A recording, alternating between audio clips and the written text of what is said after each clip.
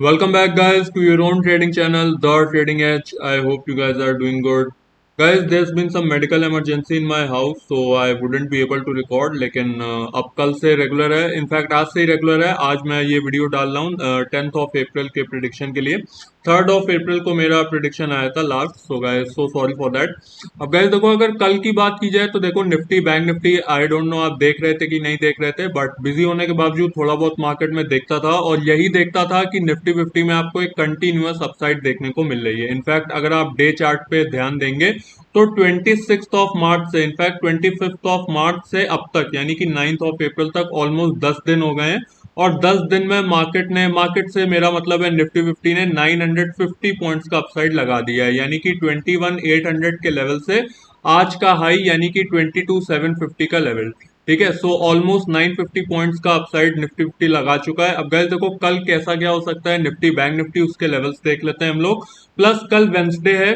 सो Wednesday को bank Nifty की expiry होती है, आपको पता है, और बैंक निफ्टी की एक्सपायरी के दिन कैसा परफॉर्म कर सकता है बैंक निफ्टी, उसके लिए भी हम लोग स्पेशल लेवल्स देखेंगे बैंक निफ्टी के. लेकिन आपको पता होगा जिस भी दिन जिस इंडेक्स की एक्सपायरी होती है उस दिन उसमें मूव हम लोग को देखने को नहीं मिलता है. इनफैक्ट उसका जो ऑपोजिट इंडेक्स होता है उसमें हमें अच्छा खासा मूव देखने को मिलता है, यानी कि निफ्टी फिफ्टी. ठीक है, सो निफ्टी फिफ्टी बैंक निफ्टी दोनों के लेवल्स देखेंगे. प्लस मैंने आज पर्सनली कहाँ पे ट्रेड लिया, काफी दिन बाद मैंने आज ट्रेडिंग की है.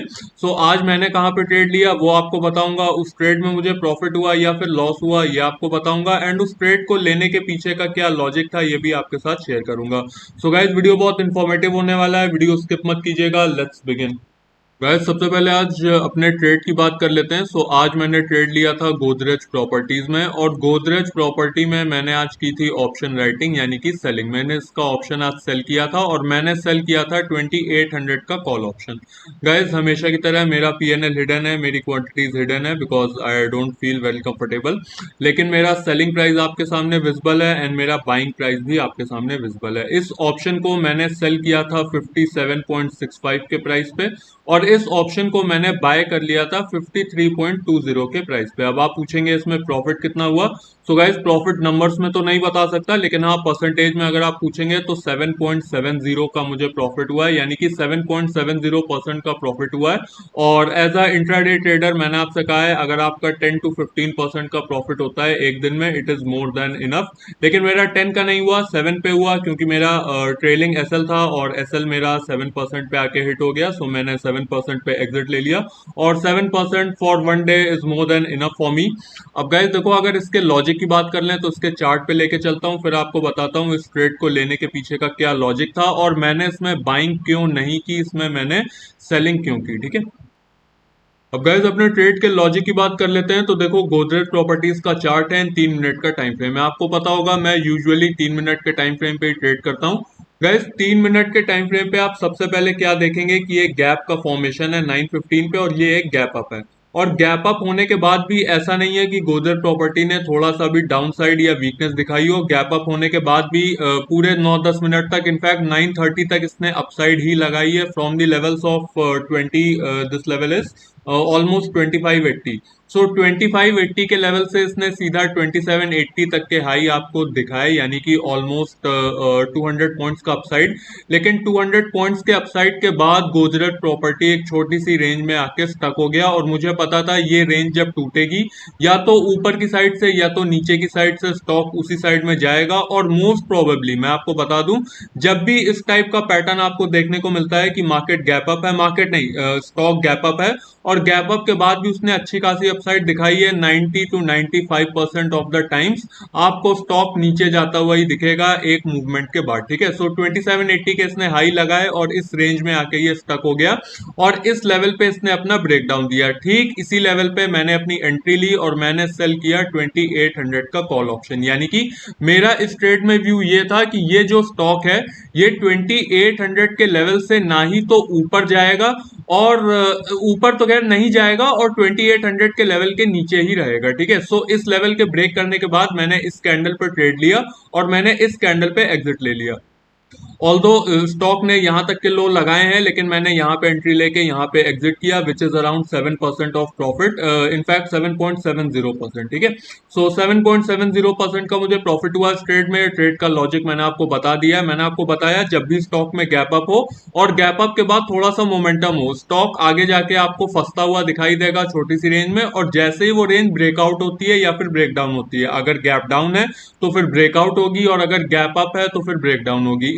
इस केस में गैप अप था, सो ब्रेक डाउन हुआ, यहाँ पे ब्रेक डाउन हुआ, यहाँ पे मैंने एंट्री ली, इस ऑप्शन को मैंने सेल किया और यहाँ पे मैंने एग्जिट किया, बिल्कुल सेफ एंड साउंड। ठीक है, सो ये मेरे ट्रेड का लॉजिक था। आई होप आपको समझ में आ गया होगा। अब हम लोग आगे चलते हैं निफ्टी बैंक निफ्टी की तरफ।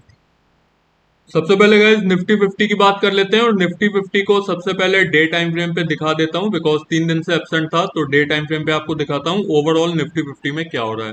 गाइज देखो, ये चैनल मैंने आपको पहले भी बताया था कि इस चैनल में निफ्टी 50 ट्रेड कर रहा है, और डाउन साइड पे आता है और सपोर्ट लेता है, अप साइड पे जाता है, फिर यहाँ से रेजिस्टेंस लेता है, डाउन साइड पे आता है, यानी कि डाउन साइड से सपोर्ट, अप साइड, फिर डाउन साइड, फिर अप साइड, फिर डाउन साइड, फिर अप साइड एंड फिर डाउन साइड। और पिछले 10 दिन मैंने आपको बताया था अच्छा खासा अप साइड आपको निफ्टी 50 में देखने को मिला है, from the levels of 21,800 to the levels of 22,800।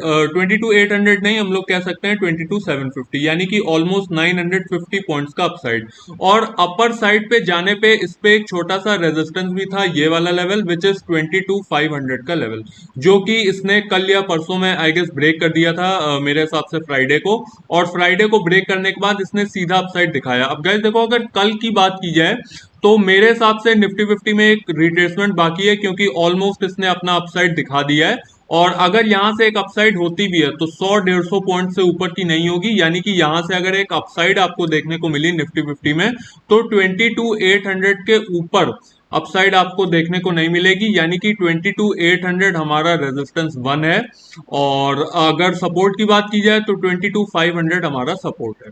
ठीक है, जो हमारे लिए प्रीवियस रेजिस्टेंस था वो अब हमारे लिए सपोर्ट है, यानी कि 22,500 हमारा सपोर्ट है कल के लिए, और 22,800 हमारा रेजिस्टेंस है कल के लिए। अगर 22,800 का लेवल ब्रेक हो गया, मैं यहाँ पे दोबारा से साफ साफ लिख देता हूँ, अगर गाइस 22,800 का लेवल कल के दिन ब्रेक हो गया, आपको यहां से फिर एक शॉर्ट कवरिंग देखने को मिलेगी up to the levels of 22,950। ठीक है, लेकिन 22,800 पे मेरे हिसाब से एक रेजिस्टेंस है, और यहाँ पे रेजिस्टेंस निफ्टी 50 फेस करेगा। और गाइज अगर डाउनसाइड का लेवल आता है तो जो सबसे पहला सपोर्ट है निफ्टी 50 के लिए वो हमारे लिए होगा 22,500 का लेवल। अगर 22,500 का लेवल ब्रेक हुआ, यहाँ से आपको डाउन साइड भी देखने को मिलेगी up to the levels of 22,350। ठीक है, सो ये लेवल्स आप नोट कर सकते हैं कल के लिए। ये मेरा पहला रेजिस्टेंस है, ये मेरा सपोर्ट है। अगर आपको लेवल्स याद नहीं रहते, इसका स्क्रीनशॉट भी ले सकते हैं। अब गाइज हम लोग बैंक निफ्टी देख लेते हैं एक बार। अब गाइस बैंक निफ्टी के लेवल्स की बात कर लेते हैं कल के लिए। तो देखो, बैंक निफ्टी को अगर हम लोग डे टाइम फ्रेम पे देखेंगे तो आप एक चीज ये ध्यान देंगे कि जो बैंक निफ्टी का ऑल टाइम हाई है ऑलरेडी ब्रेक हो गया है, यानी कि 48,650 का लेवल। ठीक है, कल और आज का मोमेंटम अगर हम लोग मिला दें तो इसने अपना ऑल टाइम हाई ब्रेक कर दिया है, और इस समय करंटली बैंक निफ्टी ट्रेड कर रहा है 48,730 के लेवल पे। ठीक है, लेकिन जिस कैंडल का फॉर्मेशन इसने किया है इस लेवल पे वो बहुत ज्यादा पावरफुल नहीं है। आपको पता होगा इस कैंडल को हम लोग डोजी बोलते हैं, और डोजी कैंडल के बारे में अगर आपको नहीं पता है, डिटेल वीडियो मैंने अपने चैनल पे पोस्ट किया है, आप जाके चेकआउट कर सकते हैं। क्विक मैं आपको बता देता हूँ डोजी कैंडल क्या है। गाइस देखो, डोजी कैंडल रिप्रेजेंट्स रिवर्सल। ठीक है, अगर आपको अपसाइड के लेवल पे डोजी कैंडल देखने को मिलता है, इट मींस यहां से एक रिवर्सल देखने को मिल सकता है। ऐसा नहीं है कि रिवर्सल का मतलब सीधा नीचे, ठीक है, लेकिन एक छोटा सा आपको रिवर्सल देखने को मिल सकता है। प्लस हमारे पास दो मेन रीजंस भी हैं। पहला रीजन तो ये है कि जो इसका ऑल टाइम हाई का लेवल है उससे बहुत ज्यादा ऊपर बैंक निफ्टी नहीं है, प्लस डोजी कैंडल का फॉर्मेशन है। तो मेरा आपसे एडवाइस ये है कि कल के लिए आपको बैंक निफ्टी में थोड़ा सा केयरफुल रहना चाहिए। ये नहीं है कि कल एक्सपायरी है और कल मान लीजिए 100 से 150 पॉइंट्स का आपको अपसाइड भी देखने को मिला बैंक निफ्टी में, आपने सीधा कॉल साइड की पोजीशन बना ली और वहां से मार्केट सीधा नीचे आया और आपका एसएल हिट हो गया। ठीक है, अगर मैं अपसाइड के लेवल्स आपको दूं तो जब तक 48,900 का लेवल ब्रेक ना हो जाए बैंक निफ्टी में और 48,900 के ऊपर मार्केट सस्टेन ना हो एटलीस्ट 15 से 20 मिनट, तब तक कोई भी कॉल साइड की पोजीशन मत लीजिएगा, ठीक है।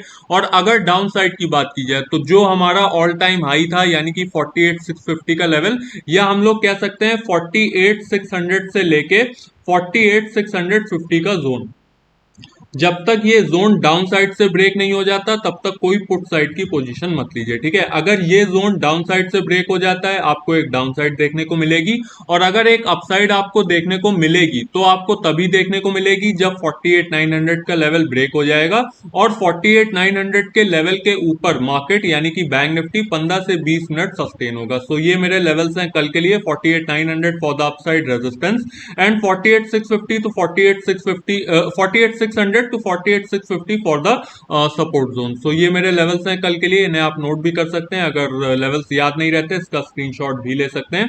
और अब गाइस देखो, मैंने आपको सब कुछ शेयर कर दिया, मैंने आपके साथ निफ्टी बैंक निफ्टी के लेवल्स, अपनी आज की ट्रेड। सो अगर आपने इस वीडियो से कुछ भी सीखा हो वीडियो को लाइक कर दीजिएगा, अगर चैनल पे नए हैं तो चैनल को सब्सक्राइब कर दीजिएगा guys. Until then bye bye for now.